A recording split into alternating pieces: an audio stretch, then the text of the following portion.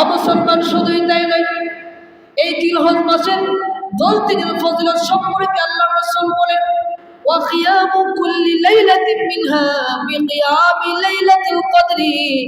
আল্লাহর পয়গম্বর জানিয়ে দিয়েছেন, মুমিন শুনুরে, কোন ব্যক্তি যদি এই জিলহজ মাসের 10 রাত ইবাদত করে, আল্লাহ তাআলা প্রত্যেকটা রাতের বিনিময়ে লাইলাতুল কদরের সওয়াব আল্লাহ দান করবে। সুবহানাল্লাহ। মুসলমান, লাইলাতুল কদর অবশ্যই ইবাদত আমরা পাই রমজানে 26 দিবাগত রাত্রি। আর আল্লাহর রাসূল বলেন, জিলহজ মাসের 10 দিনের প্রত্যেকটা রাত্রি এক একটা লাইলাতুল কদর। ঘুমিয়ে থাকলে হবে? এই 10 দিন ভাই, এই 10 দিন মা বোনেরা ইবাদতের মাধ্যমে মালিকের সান্নিধ্য অর্জন করতে হবে। একটা হাদিস শুনি, আল্লাহ রাসূল হাদিসে বলেন, মা মিন আইয়ামিন আফদালু ইনদাল্লাহি মিন আইয়ামি আশরি যিল হিজ্জা।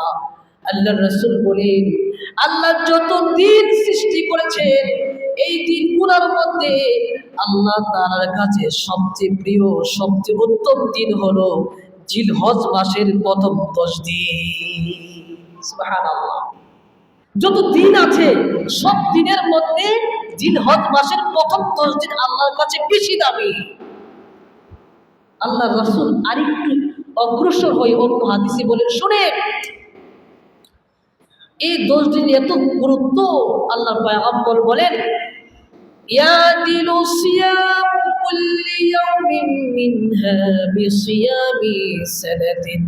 আল্লাহর রাসূল বলেন, জিলহজ মাসের 10 দিন যদি কোনো ব্যক্তি রোজা রাখে, আল্লাহ তাআলা এক একটা রোজার বিনিময়ে আল্লাহ 1 বছর রোজার সওয়াব দান করবে। সুবহানাল্লাহ।